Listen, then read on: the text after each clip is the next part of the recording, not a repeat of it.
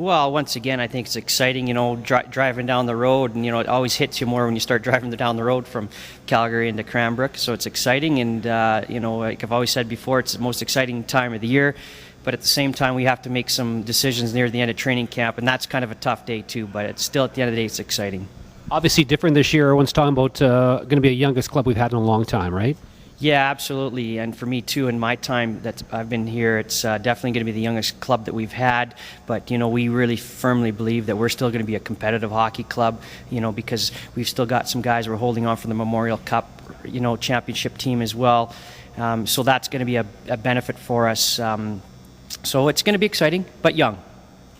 Let's start with the goaltending. Looks like Skapski is the guy going in. Who do you see joining the club as well this year? Well, I guess if you look at the picture, and there's no doubt, he's a front runner. Wyatt Hoffman comes in behind him, so obviously, he's the obvious choice, but we still need Wyatt to come in, make the hockey club, make an impression, because we do have a couple, 96s coming in that are going to want to make the hockey club as well, because we told them last year with Ammeter and with Sittler, you come in with the mindset to make the hockey club this year, push Wyatt and even Mackenzie for that sake, but there's no doubt it's going to be a big opportunity for those guys moving forward.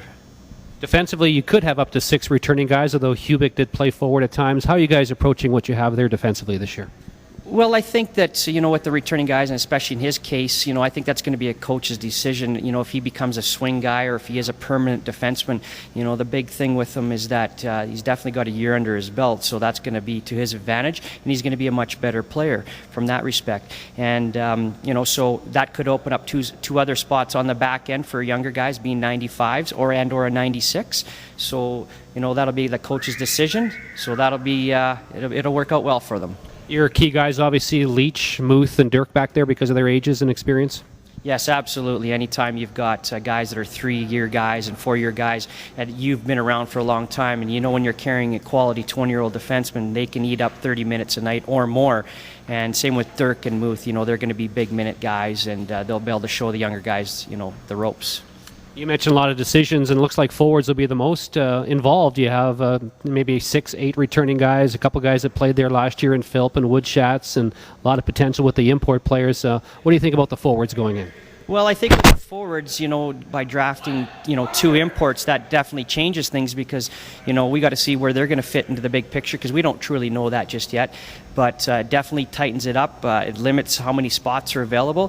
When you look at the big picture, if we've got 1 spot or 2 spots available up front, there is actually, if I remember, 5 guys fighting for 1 and or 2 spots. So, and it's tough, and that's including our 95s and our 96s. And obviously, last year at this time, we had some tough decisions in cutting Luke Philp and Woodshats. Going to be probably the same this year. There's probably going to be some guys that could make a team, but obviously numbers not there, right? Yeah, absolutely. It's there's 2 guys in the 95 age group that are fighting. That's Jackson Elenick, Douglas Morris. Obviously, like you mentioned Jesse Woodshats. They've already played some games, and Luke Phillip have played some games. I think Luke Phillip played 19 or 20 league games, so that's a big advantage for him. But now we're starting to look at that other age group, the 96. Is there a 96 that can bump a 95? So that those guys become important because we got to plot them in at some point as well. 97s, the 15-year-olds. What do you think of the class moving into this week here? Well, I guess if you looked at the stats or whatever the stats are, they're big.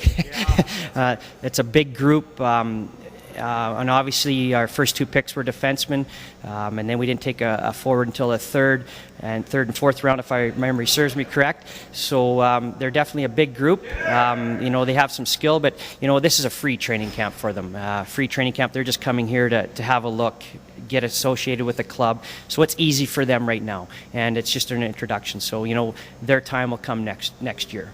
In your time, another new coaching staff as well, Ryan McGill, Chad Kletzel. What's the relationship between those guys right now with you going into the camp? Yeah, exciting. It's good to have Ryan back. I've met Ryan, a few years ago, so I do have a little bit of a relationship with him from prior.